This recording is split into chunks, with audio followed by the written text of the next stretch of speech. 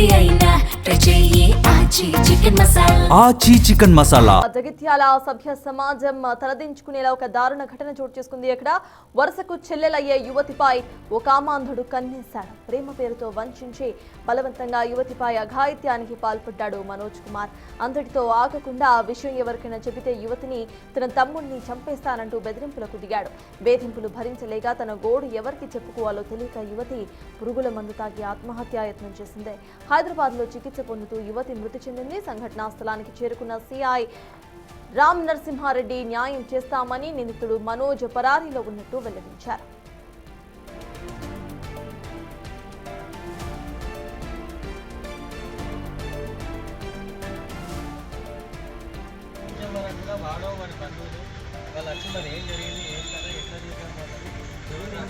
ఏం చేయలేదు సార్. మేము ఏదున్నా కూడా మీ డైరెక్టర్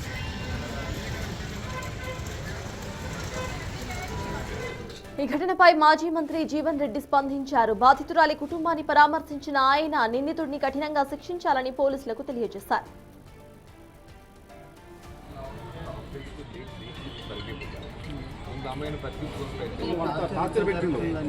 ఆమె ప్రాణం చివరి దశలో ఆమె చెప్పుకుంటే తెలిసింది.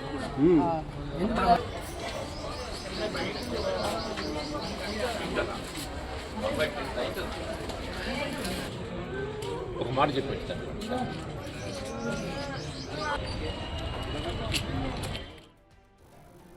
ప్రేమించు అని అది వెంబడి పడ్డాట. పిల్లగాడు వెంబడి ఉంటే నేను చంపుతా అని చెప్తే అమ్మని చంపుతా నేనంటే ఇక్కడ లేను చదువుయినా బాగా టార్చర్ పెట్టి ప్రేమించినట్టు చేసి ఆ రూమ్కి తీసుకుపోయి అద్దనం ఖరాబ్ చేసిందట. అందులో లేటర్ రాసింది, నాకు లేటర్ ఉన్నది అందులో మొత్తం ఉన్నాయి. మేము చెప్పడం కన్నా ఇంకా అంత మంచిగా ఉంది రాసింది. మా బిడ్డనే రాడు మనోజ్ గారు, కోలం మనోజ్ గారు ఉంటాడు. సెల్ అవుతుంది. జైత్యాల జిల్లా ధర్మపురి మండలంలోని ఒక గ్రామంలో మైనర్ బాలిక 17 ఇయర్స్ ఉంటాయి అమ్మాయి. ఆ అమ్మాయిని జైత్యాల చెందిన కోల మనోజ్ అనే వ్యక్తి ప్రేమిస్తున్నానని ఎంబడబడి అమ్మాయితో మాట్లాడి అమ్మాయితో శారీరకంగా అమ్మాయిని వాడుకొని తర్వాత అమ్మాయితో మాట్లాడకపోవడం జరిగింది. అప్పుడు అమ్మాయి ఎందుకు మాట్లాడతలేవు అనగా అమ్మాయిని మందు తాగి చనిపో అంటే డిసెంబర్ 8 రోజున అమ్మాయి పురుగుల మందు తాగడం జరిగింది. తర్వాత అండర్ గోయింగ్ ట్రీట్మెంట్లో నిన్న అమ్మాయి చనిపోవడం జరిగింది. అమ్మాయి తల్లి ఇచ్చిన ఫిర్యాదు మేరకు ఈరోజు రేపు పోక్సో కేసు కింద తర్వాత ఆత్మహత్యకు ప్రేరేపించినందుకు కూడా అటువంటి సెక్షన్లు నమోదు చేసి ఈ ఘటనకు సంబంధించిన మోర్ అప్డేట్స్ మా ప్రతినిధి శ్రీనివాస్ అందిస్తారు. శ్రీనివాస్, చెప్పండి, ఆ అమ్మాయి తల్లిదండ్రులు ఏమంటున్నారు అండ్ ఎవరైతే ఆ అబ్బాయి ఉన్నారో నిందితుడు తనకి సంబంధించిన ఫ్యామిలీ మెంబర్స్ ఎవరైనా రియాక్ట్ అయ్యారా? అసలు అప్డేట్స్ ఏంటి శ్రీనివాస్?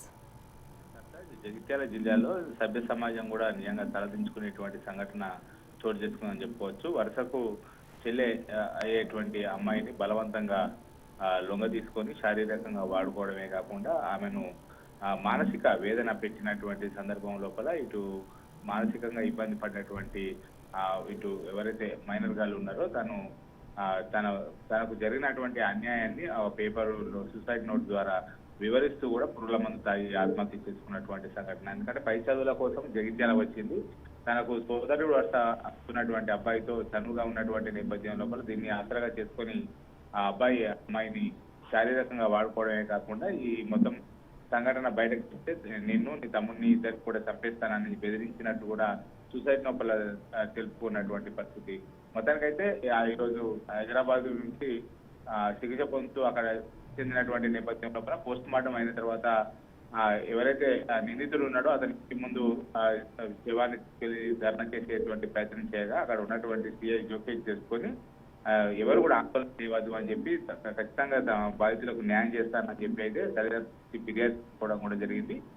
మనోజ్ పైన పోక్సో చట్టంతో పాటుగా రేప్ అటెంప్ట్ అదేవిధంగా ఆత్మహత్య చేసుకునే విధంగా ప్రేరేపించినటువంటి నేపథ్యం లోపల వాళ్ళ సెక్షన్ల కింద కేసు కూడా నమోదైనటువంటి పరిస్థితి. ఈ విషయాన్ని మాజీ ఎమ్మెల్సీ జీవన్ రెడ్డి కూడా సీరియస్ తీసుకుని పోలీసులతో మాట్లాడడం కూడా జరిగింది.